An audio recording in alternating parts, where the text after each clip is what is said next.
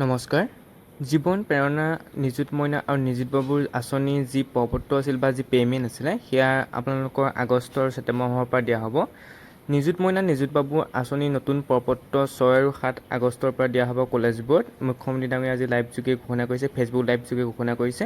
আৰু জীৱন প্ৰেৰণা আঁচনিত যিসকলে পে'মেণ্ট পোৱা নাছিলে, বন্ধ হৈ আছিলে পে'মেণ্ট, তেওঁলোকৰ পে'মেণ্ট অহা ছেপ্টেম্বৰ মাহৰ পৰা পুনৰ মুকলি কৰি দিব। অৰ্থাৎ ছেপ্টেম্বৰ মাহৰ পৰা আপোনালোকে পে'মেণ্টসমূহ লাভ কৰিব পাৰিব, মুখ্যমন্ত্ৰী ডাঙৰীয়াই কৈছে। গতিকে আপোনালোকে কি কৈছিলে সেই ভিডিঅ'টো চাই লওক।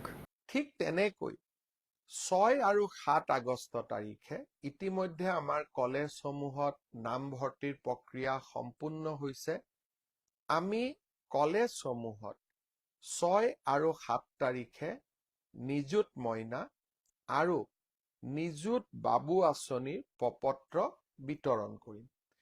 এই প্ৰপত্ৰসমূহ আমাৰ ছাত্ৰ ছাত্ৰীসকলে, ভাগিনসকলে পূৰণ কৰিব আৰু প্ৰপত্ৰসমূহ আমাক নিৰ্ধাৰিত সময়ত উভতাই দিব, যাতে আমি ছেপ্টেম্বৰ মাহৰ পৰা নিযুত মইনা আৰু নিযুত বাবু আঁচনি ৰাইজক, বিশেষকৈ আমাৰ ভাগিনসকলক আমি নিয়মিতভাৱে যাতে দিয়াৰ প্ৰক্ৰিয়া আমি আৰম্ভ কৰিব পাৰোঁ। ঠিক তেনেকৈ স্নাতক ডিগ্ৰী পাছ কৰাৰ পিছত এবছৰৰ বাবে আমি যি জীৱন প্ৰেৰণা আঁচনি দিয়াৰ আমি প্ৰস্তাৱ কৰিছিলোঁ, দুমাহমান ছাত্ৰ ছাত্ৰীসকলে পাইছিলে, বাজেট নোহোৱাৰ কাৰণে বন্ধ হৈ আছিল।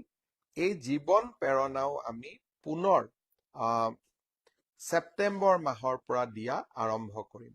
মই আগতে আপোনালোকক কৈছিলোঁ যে আজি মই ফেচবুক লাইভ এটা বিশেষ স্থানৰ পৰা কৰিছোঁ।